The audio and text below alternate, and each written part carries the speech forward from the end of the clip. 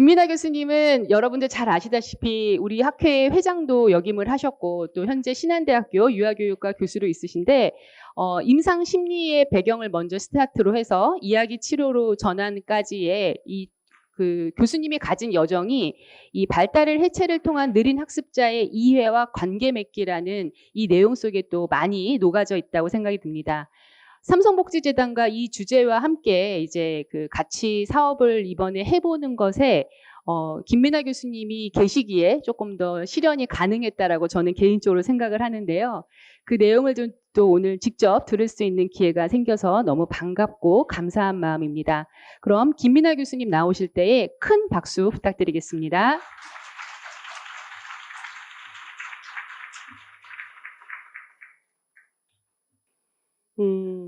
제가 만났던 5살짜리 남자아이 얘기를 먼저 드릴게요.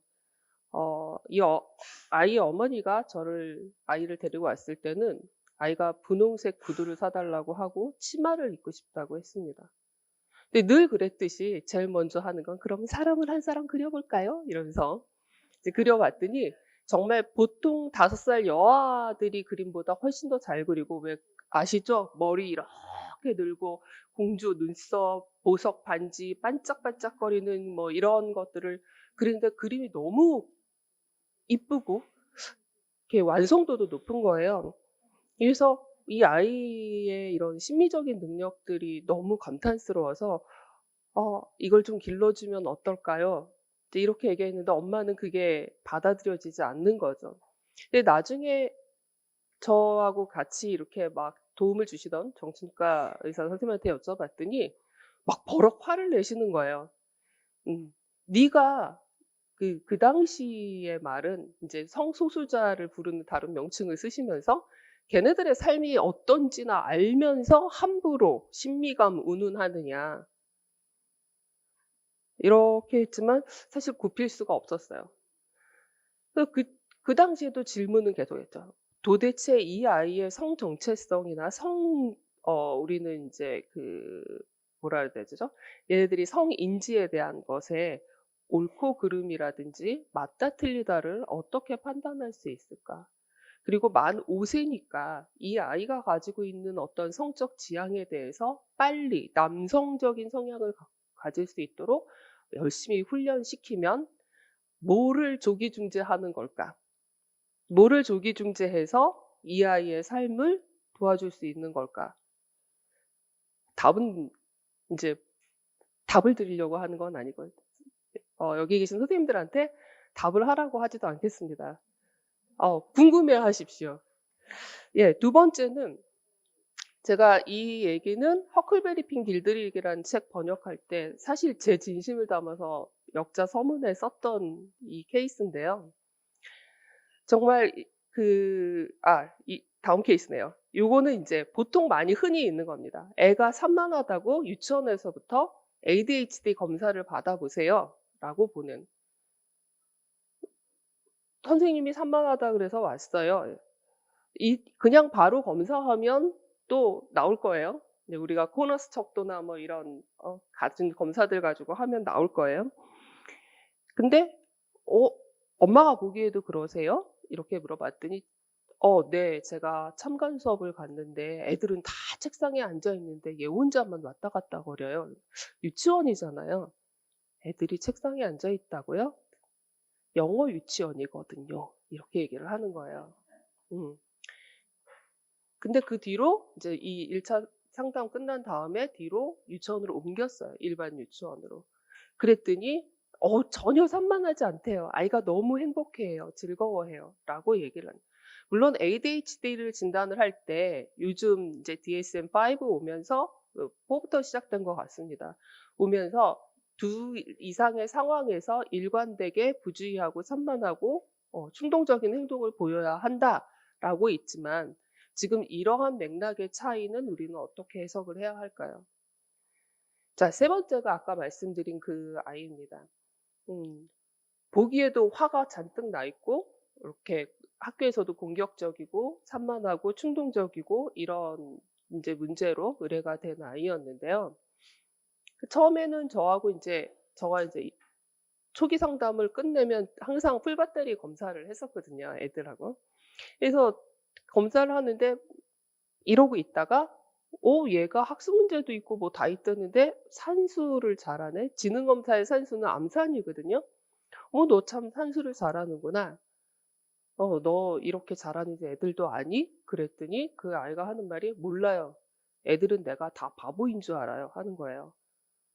그래서 네가 이렇게 똑똑한 거를 다른 사람들도 알아줬으면 좋겠다. 나 혼자 알고 있기엔 너무 아깝다." 이랬더니 이 아이가 닭똥 같은 눈물을 뚝뚝 흘리는 거예요. 그래서 이때도 눈물이 나왔네요. 네.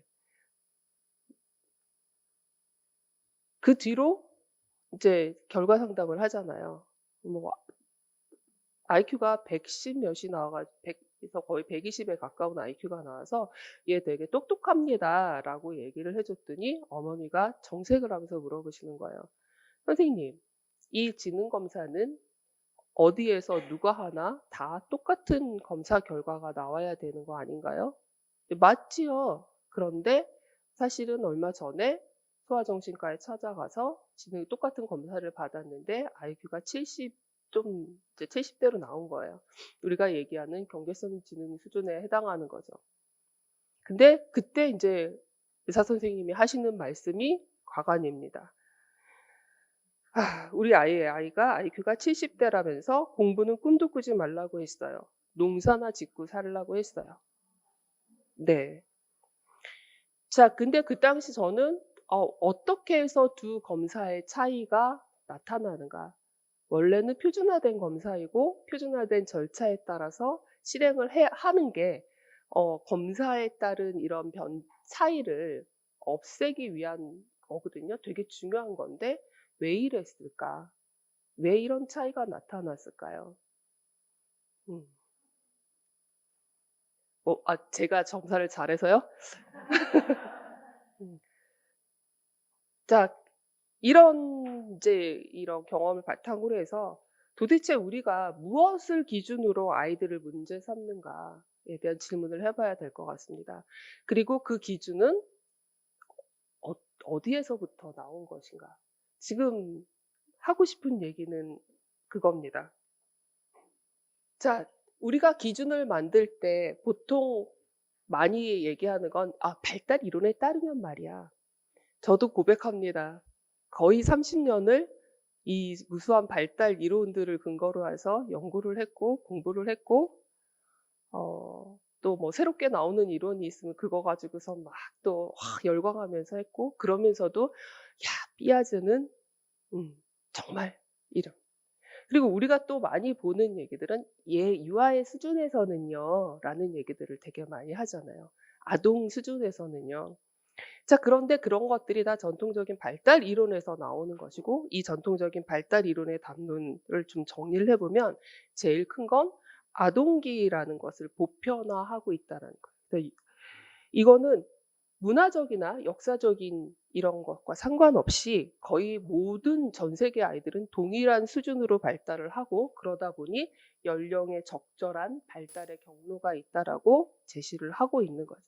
이 근거에 따라서 우리는 연령의 적절한 수준이 무엇이냐, 어린아이니까 아이들이 뭘 알겠어, 이 수준에 떨어지면 뒤처지면 얘가 발달이 늦어요, 앞서가면 얘는 좀 발달이 빠르거든요, 이렇게 얘기를 하고 있는 거죠. 또 이런 발달 이론에서 보면 아동기는 성인기에 더 성숙한 단계로 나아가고 있기 때문에 아동을 자체로 미성숙하다라고 보고 있는 거예요. 또 하나는 뭐냐면 성인의 더 나은 수준으로 가고 있는 상태이기 때문에 조기에 뭔가를 바로잡아 주어야 한다. 이게 계속 이후에도 영향을 미친다라고 얘기를 일부 맞습니다. 틀린 얘기를 하는 건 아닌데요. 우리가 여기에 매몰되어서 무엇을 하고 있느냐를 반성을 해 봐야 되는 거 아닌가 싶습니다. 자, 그래서 이런 발달 이론을 보면 아동기의 성장이나 변화 혹은 문제에 대한 답을 자꾸 해 줍니다. 그 답이 뭐냐면, 내가 이런 발달 이론에 근거하면 우리가 발달 과학이라고 얘기를 하잖아요. 이런 아이들의 변화가 언제, 왜, 어떻게 나타나는가를 설명을 하는 거죠. 그래서 대중매체에 보면 많은 전문가들이 나오셔서 "이건 이렇거든요. 그러니까 이렇게 해 주셔야 되거든요."라고 단언을 하는 경우들을, 물론 그 사이에도 개인차에 대한 얘기를 하시는 분들이 되게 많죠. 또 그렇기 때문에 현재 상태를 평가 가능하다고 보는 거죠.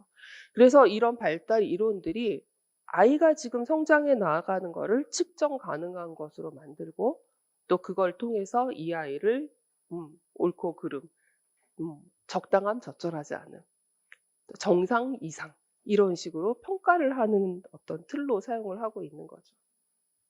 이 얘기가 그겁니다. 그래서 아동기라는 게 얼마나 다양함이 나타나는가. 현상이 그렇잖아요. 음. 그런데 그걸 무시하고 보편적인 이론으로 자꾸 얘를 해석하고 바라보고 이해하고 하게 하는 거고. 또 어느 경우에 차이가 나타났다면 차이가 그냥 차이가 아니라 결핍이다라고 생각하게 하는 거죠. 또 이 발달 이론을 맹신을 하다 보면 발달에 적합한 수준이라는 것을 상정을 하고, 그것 때문에 아이들을 사실은 괴롭게 하고 있습니다. 여기 제일 중요한 거 있잖아요. 왜 그러면 서구 사회나 지금 동양 쪽에서나 발달을 지원하는 것, 발달이라는 것에 열광하고 있을까요? 아이들이 건강하게 자라서 건강한 성인이 되는 것이 바로 국가 발전의 원동력이라는 이데올로기하고 같이 맞물려 있다라는 거예요. 이 얘기는 나중에 지능검사 얘기하면서 다시 좀 더 말씀을 드릴게요. 자, 그러면 보통 발달이 정상이라는 건 어떻게 판단이 되느냐? 아까 발달을 이렇게 얘기하다 보면 대부분 이것을 측정 가능한 것으로 만들고 양화합니다. 그리고 대표 집단들을 이렇게 모아서, 지능검사도 마찬가지고요. 자, 아이들을 다 모아서 그 연령 집단에서 점수화된 거를 평균을 딱 내면, 여기 보면 평균을 기준으로 해서, 어유 동그라미 되게 크네요. 네, 이게 우리가 얘기하는 이제 표준 편차라는 거죠. 표준 편차라는 게 평균에서부터 이렇게 떨어진 거리인데요. 이 1 시그마 안에 들어가는 아이들이 에버리지 레벨이라고 생각을 하는 거예요. 에버리지 레벨일 뿐이에요. 전부 다 애들을 모아서 점수를 해서 점수의 평균을 내서 이렇게 쭉 줄 세인 것뿐인데, 여기에다가 정상, 그리고 이 표준 편차를 넘어가면서부터는 여기가 정신지 이상, 이렇게 얘기를 하는 거죠. 지금 그러니까 정상, 이상 사이의 경계, 이렇게 네이밍을 하고 있는 거죠. 어떻게 생각하세요? 무엇으로 재느냐? 언제 재느냐? 자, 이게 시대별 평균도 다를 것이고요. 지역별 평균도 다를 것이고요. 그렇죠? 그래서 이거를 정상, 이상이라는 말로 붙일 수 있는 건가? 또 하나는, 여러분들이 이제 지능 검사나 모든 검사들에 대한 이런 이 공부를 하시면서 그 검사에 대한 비평 얘기를 들으시면 꼭 듣는 얘기가 있을 겁니다. 어떤 측정이라는 거는 측정하고자 하는 것만을 측정할 수 있을 뿐. 네, 우리가 측정하고자 하는 거에 바운드에 들어가지 않는 거는 측정하지 않습니다. 그렇다면 이런 식으로 정상, 이상을 이렇게 나누었다면 우리가 정말로 아이들의 모든 삶의 이야기들을 다 측정을 할 수 있는 걸까요? 뭐 이런 얘기들을 좀 생각해 봐야 될 거라는 거죠. 근데 인제 제가 이야기 치료 만난 게 이렇게 "삶이 이동했어." 이렇게 했는데, 제가 이 주제를 맡으면서 그러면 발달 이론을 해체하는 거에 대한 동참하는 학자들이 있을까? 그래서 이제 막 연구자들을 찾아보고 학자들을 찾아보니 이 사람들의 이 근거가 되는 철학 배경이 이야기 치료의 배경과 다르지 않다라는 거를 발견을 했습니다. 제일 크게 큰 틀로 얘기하는 게 사회 구성주의하고 후기 구조주의 얘기를 하는데요. 사회 구성주의에서 뒷얘기 조금 더 하게 막 속도 좀 낼게요. 그동안 우리가 전통적인 발달 이론에서 피아제의 어떤 어 이론에 근거해서 수준을 나누고 뭐 얘기를 했다면, 비고츠키 그러니까 이제 사회 구성주의 발달 이론가로 얘기를 저희 마이클 화이트도 많이 이렇게 인용을 한 발달 심리학자인데요. 이 학자의 얘기들이 근간이 됩니다. 왜냐하면 안다라는 건 어떤 내적인 어떤 능력이 발달을 해서 그래서 외부의 것들을 지각하는 걸로 끝나는 게 아니라 이 알미라는 것 자체도 사회에서 누군가와의 이렇게 협력적인 상호작용을 통해서 발달될 수 있다는 거죠. 이제 그 개념의 제일 중요한 게 지금 근접 발달 영역이라는 겁니다. 그러니까 보통은 실제적인 발달 수준만 얘기를 한 거예요. 그걸로 얘의 지금 현재 상태다라고 얘기를 했지만 이 구성주의적인 이론적 관점을 가지고 있는 이 철학자들은 그럼 우리가 사는 사회의 리얼리티는 무엇인가라고 얘기를 할 때 우리의 리얼은 실제 지금 나타나는 액츄얼리티 플러스 잠재라고 나오는 포텐셜한 것까지를 포텐셜리티가 되겠죠. 그것까지를 모두 합쳐서 리얼이다라고 얘기를 하는. 자, 이런 입장에서 본다면 아동애한테 정말 아동애 안다라는 거, 지금 아동의 상태라는 것은 지금 정해져 있는 게 아니라는 거죠. 오히려 더 중요한 건 뭔가 더 안내와 도움이죠. 적절한 도움을 통한 우리는 그 스캐폴딩이라는 말은 이미 이제 여러분들이 공부하실 때 많이 배우셨을 것 같아요. 이야기 치료에서도 그렇죠. 그 스캐폴딩이라고 하는데 이 스캐폴딩을 통한 잠재성의 이렇게 발현, 잠재성이 이렇게 발달될 수 있도록 도와주는 것 이게 훨씬 더 중요하다라고 보는 거죠. 자, 후기 구조주의에서의 핵심은 그런 겁니다. 담론 얘기를 하면서 데리다가 얘기했던 로고 중심주의에 대한 비판을 인용을 하면서 발달이라는 개념의 실체가 존재하느냐. 네, 발달은 이야기되어지는 것. 그럼 그에 맞춰 이상 발달도 이야기되는 것일 뿐이다라는 거예요. 근데 이 이야기되어진 게 푸코의 권력 지배 담론에 대한 비판에 따르면 이게 전부 다 우리를 지배하고 있어서 마치 그것이 진실이고 이 아이의 실체인 양 이해를 하게 된다라는 거죠. 그래서 그동안 발달 심리학에서 이렇게 기준과 지표로 삼았던 이론들이 사실은 아이들 이게 발달의 어떤 기준을 세우면서 사실은 그게 권력이자 통제의 수단으로 활용이 될 수 있다. 그리고 사용이 되어 왔다. 이게 발달 이론을 해체해야 된다는 사람들의 주된 내용이었고요. 이런 연구자들이 있습니다. 이 램이라는 사람은 아동기를 어떻게 바라봐야 되느냐에서 아동이 정말 무능한가? 무능하다고 얘기되는 거에서부터 문제 제기를 했고요. 제가 발달의 해체 얘기했을 때 제일 많이 학자들이나 연구자들이 거론했던 사람이 이 벌만이라는 사람인데요. 한번 만나보고 싶더라고요. 기회가 되면 이야기 치료학에서 한번 초빙을 해봐도 좋을 것 같습니다.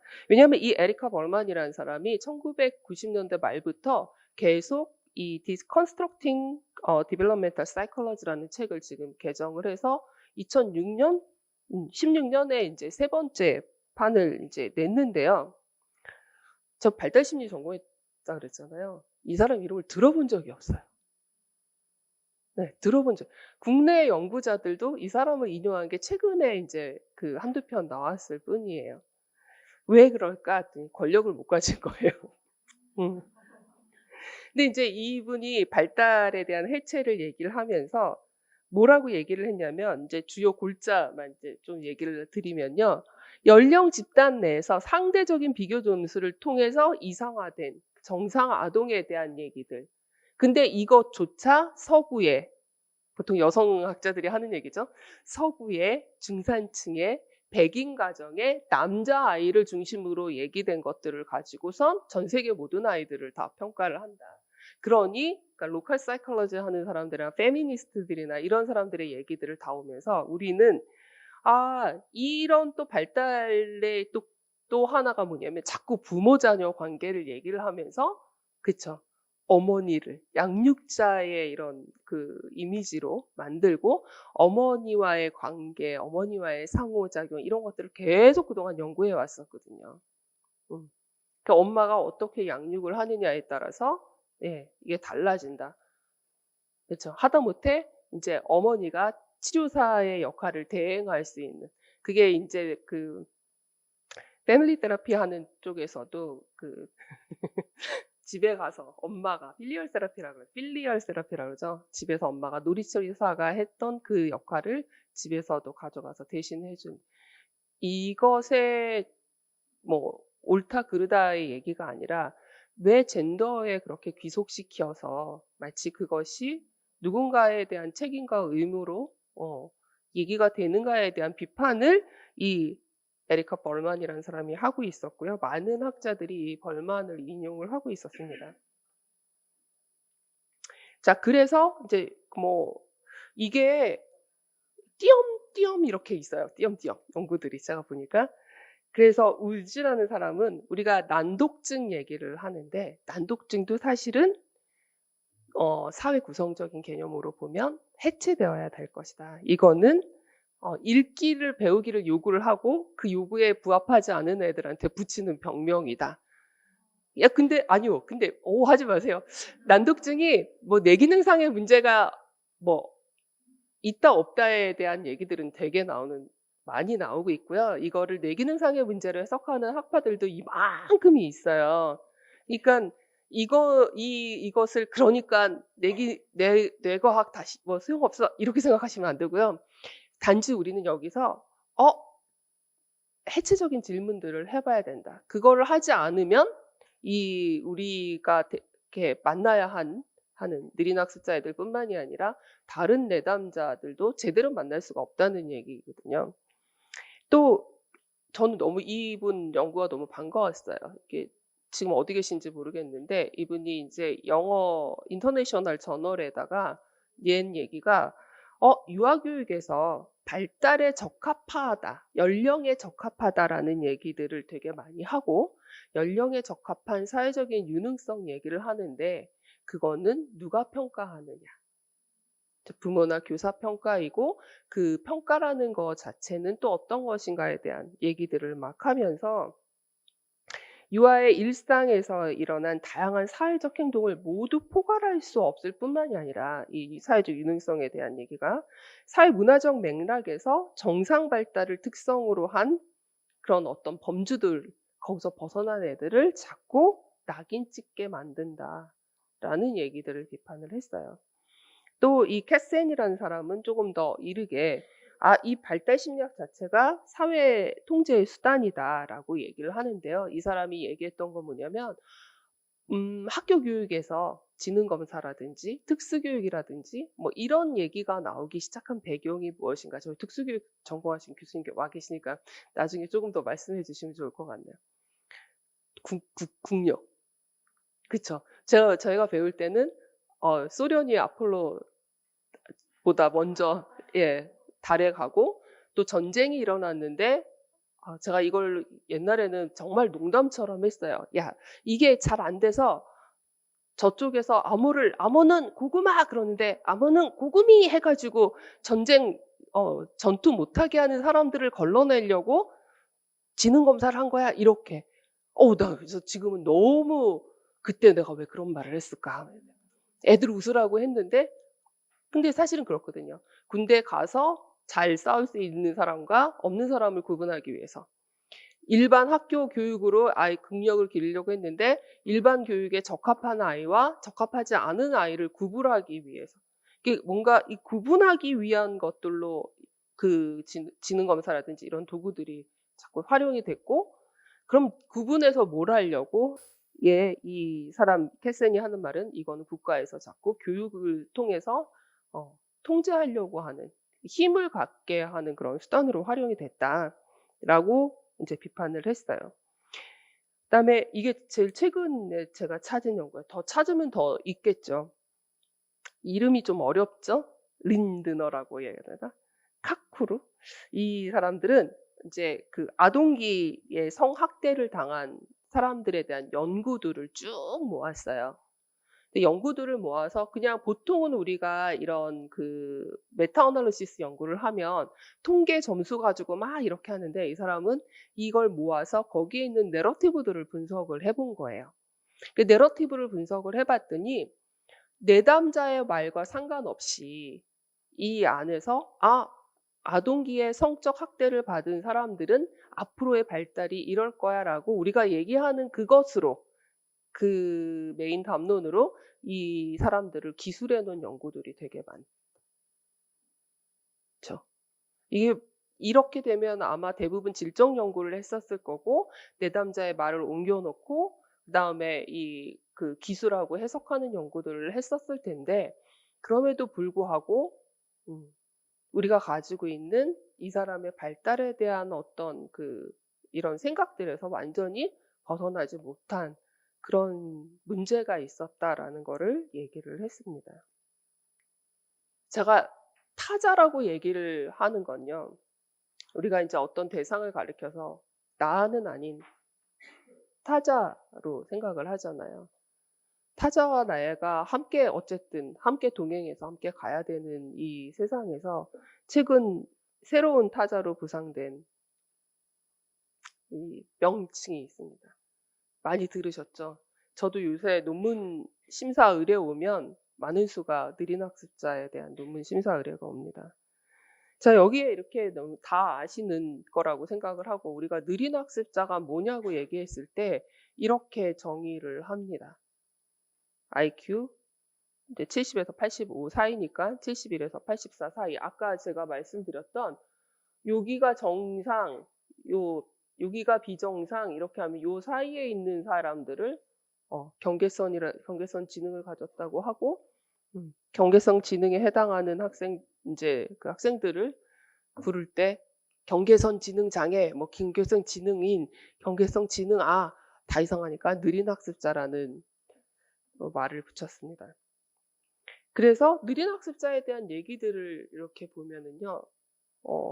주로 인지 문제, 언어 문제, 언어 문제가 그러니까 읽기, 이해 잘 안 된다고 하고 사회적 관계 문제가 있고 그다음에 이 아이들이 나중에 자라서 이제 사회에 적응하는 데 어려움이 있기 때문에 제가 도대체 요즘 나오는 뭔가 이렇게 그 생성형 그 AI는 느린 학습자에 대해서 뭐라고 얘기할까 쳐 봤거든요. 예. 근데 이 세 가지를 해야 된대요. 어 읽기, 그다음에 사회성, 그다음에 직업 훈련. 계속 물어봤어요. 답은 안 해요. 다 그러니까 되게 피상적인 요 세 가지 둘레들을 가지고 얘기를 하는. 그러면 사회성 훈련은 어떻게 시키는데 읽기 이해 훈련은 어떻게 시키는데 직업 훈련을 한다면 어떤 직업을 훈련시킬 건데 그쵸? 보통 단순 노동 이런 거 생각하시죠? 근데 생각을 해 보니까 보통 장애 아동들, 장애우들을 위한 이런 학습의 패러다임을 그대로 옮겨 놓고 느린 학습자에 대한 얘기들을 하고 있는 건 아닐까. 근데 더 답답한 건 뭐냐면 제가 지금까지 생각할 때는 이 세상에 가장 무서운 이게 뭔가 리스키한 담론 생성자는 AI예요. 예. 예. 근데 그 AI한테 다른 이야기가 없는 거예요. 다른 이야기가 없는. 그래서 가만히 생각을 해 봤어요. 그 얘가 다른 얘기를 해서 만인들한테 알리려면 어떻게 해야 될까? 그랬더니 우리는 인제 좀 뭐 학자 된 사람이 인터넷을 붙잡고 무슨 막 이러잖아요. SNS는 무슨 그런데 거기다 많이 올려야겠다. 그리고 저 같은 경우에는 연구를 많이 해야 되겠다. 그러니까 이렇게 부족하다, 결핍되어 있다 이런 식의 담론에 가득 찬 연구가 아니라 어 다른 각도를 비춰줄 수 있는 연구들을 많이 해서 빨리 업로드를 해야 되겠다. 그래야 얘가 서칭을 해서 누군가가 느린 학습자에 대해서 알려줘 했을 때 더 지금과 같이 이런 얘기가 아니라 지금 여기 보이는 이런 얘기가 아니라 다른 얘기들을 좀 할 수 있었으면 좋겠다. 이런 생각을 했습니다. 제가 실명은 안 썼는데요. 음 느린 학습자에 대한 공론화와 정책 수립에 대한 국회 토론회가 개최가 됐습니다. 그래서 느린 학습자를 인제 위한 지원 방침을 만들겠다고 했었고, 그런데 여기에 이 말이 막 거슬리는 거예요. "느린 학습자는 우리 주변에 가까이 있지만 사회적 관심에서 배제됐었다." 감사합니다요. 그런데 군대에서 관심사병도 그럴 것이라 생각하고, 성장 과정에서 남자는 주로 병력, 여자는 성적인 문제에 노출돼 있다. 더 그다음은 더 황당합니다. 느린 학습자들을 조기로 선별해서 정상 수준의 생활을 영위할 수 있도록 우리가 이미 정상이 아니다라고 지금 간주를 하고 있는 것 같이 보였고요. 가만히 놔두면 장애 수준으로 다시 퇴보한대요. '이런 협박은 어디서 나오는 거지?' 막 이런 생각이 들었고요. 또 정신과 의사 한 분도 이렇게 얘기를 해요. 고위험군인데 학교에 가야만 발견하기 쉬운 얘기를 해요. 그럼 학교에 가기 전에는 그냥 '아유 좀 느린 애기.' 이렇게 봐줄 수 있는데, 학교에 가면 문제가 된다라는 게 얘가 문제입니까? 학교가 문제입니까? 뭐 좀 바꿔 봐야 되지 않나? 뭐 이런 생각도 좀 해 봤고요. 학령 전기에는 조금 느려 보이지만 큰 문제가 없기도 합니다. 그런데 초등학교 저학년부터 차이가 생기고 고학년이 되면 성취도가 많이 떨어집니다.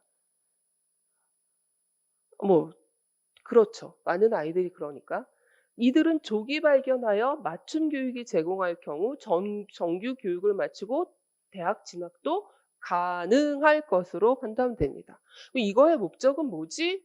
'대학 교육을 받아야 되는 건가?' 뭐 이런 생각들을 많이 해 봤습니다. 어 그래서 이거를 인제 비판 아닌 비판을 하면서 생각이 들었던 게 뭐였냐면, 나는 학자니까 이렇게 얘기하지만 혹시 내가 느린 학습자 아이가 있다면 '나도 이렇게 이거를 비판할 수 있을까?' 그런 생각을 되게 많이 해 봤어요. 얘가 다른 애들 다 가는 대학 교육까지 받아야 되고 이런 메인스트리밍을 할 수 있는 이런 일했으면 좋겠다는 바람이 분명히 있을 것이다라는 거죠. 그럼에도 불구하고 '그래서 해결되는 것이 무엇인가에 대한 생각은 해 봐야 되겠다.' 더 힘들지만, 조금 더 힘들지만 우리 아이가 굳이 아까 이 정상분포 곡선을 생각을 하면 우리 애가 하나 입성하면 다른 애는 빠져나가야 되거든요. 그렇지 않아요? 순서를 매기니까. 네. 그렇지 않은 세상은 어떻게 만들어지는 거지? 뭐 이런 생각들을 좀 해 봤습니다. 그래서 이런 담론들을 보면서 무슨 생각을 했냐면요. '아 아까 발달 이론 해체할 때랑 똑같은 상황이구나. 우리가 사회적으로 구성된 느린 학습자라는 개념, 정상이라는 개념으로 계속 개인의 정체성을 정의를 하고 있구나. 또 얘네들이 보이는 차이를 결핍으로 간주하고 있구나. 또 느린 학습자라고 지칭이 되는 이 아이들이 가지고 있는 다양성을 보지 못했구나. 그리고 느린 학습자라는 것 때문에 우리는 부모나 교사나 사실 지원을 해 주면 좋지만 그 지원 이면에 있는 통제는 어떻게 해야 되나. 근데 그 통제에 대해서 더 뭐 지금 구체적으로 말씀을 드릴 시간은 없을 것 같아요. 일단 등록부터가 통제라고 생각합니다. 네. 그 그래서 우리가 인제 질문을 계속 던지고 얘기를 해 봐야 될 인제 주제들을 보면은요. 느린 학습자라는 게 실제가 어떻게 만들어지는가. 아까 지능 검사 말씀드렸잖아요. 줄세기를 통해서 얘기를 하고 있는데 이 지능 검사라는 게 어떻게 측정이 되는가, 어떻게 표준화되는가, 그리고 왜 계속 위스크 3R, 위스크 4 막 이런 식으로 계속 업버전된 뭐 DSM이 그렇듯이 그런 것들이 나와야 하는가. 이 되게 사회 문화적인 시대적인 영향을 많이 받는 거라는 거. 지능이라는 거 그 개념 자체가 지능 검사가요. 또 우리는 느린 학습자의 느림이라는 걸 어떻게 이해해야 하는가에 수은 학자들 얘기만 있어요. 그러면 음 느림을 어른이 아닌 아이의 입장에서는 어떻게 바라보고 있을까? 우리는 아이가 느림을 인지할 때 학교에서 왕따 당하고 외롭고 사회적으로 고립되고 그런 얘기만 계속 늘어놓는데 실제로 아이는 이걸 어떻게 받아들일까?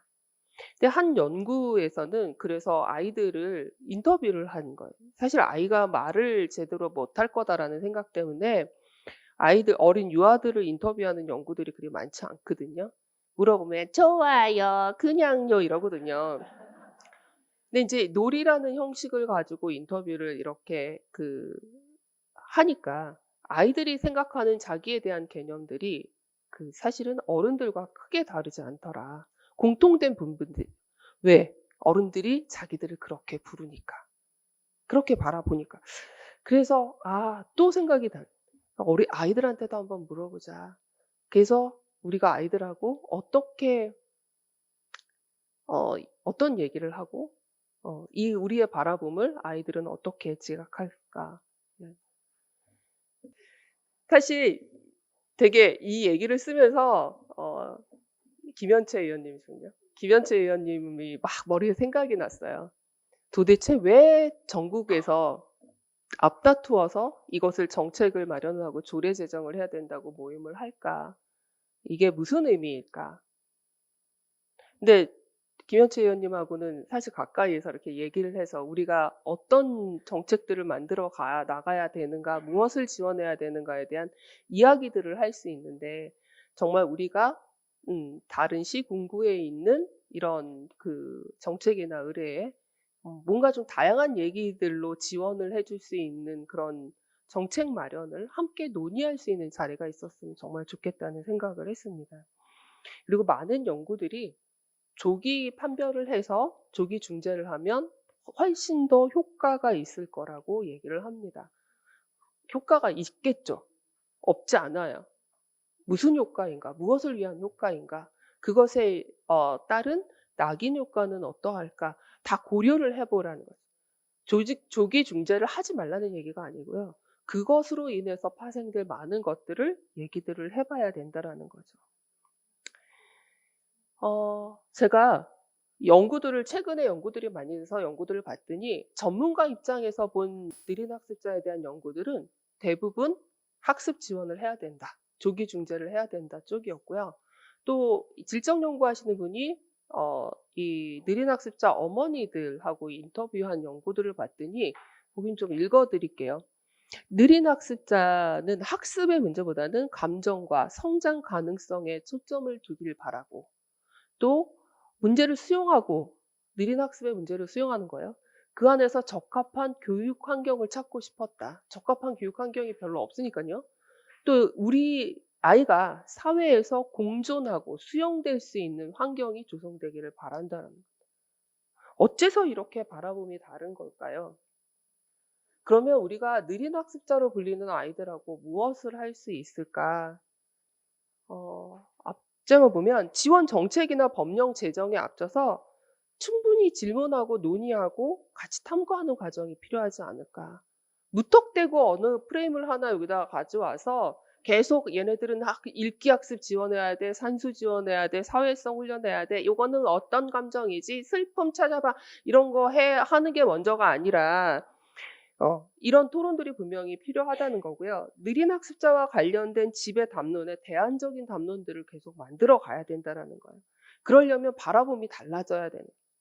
또 느린 학습자하고 관계에서 그 대안적인 이야기를 인정해 주는 그런 의미 있는 사회 구성원들이 많아져야 된다라는 거죠. 힘이 생겨야 되지 않겠어요?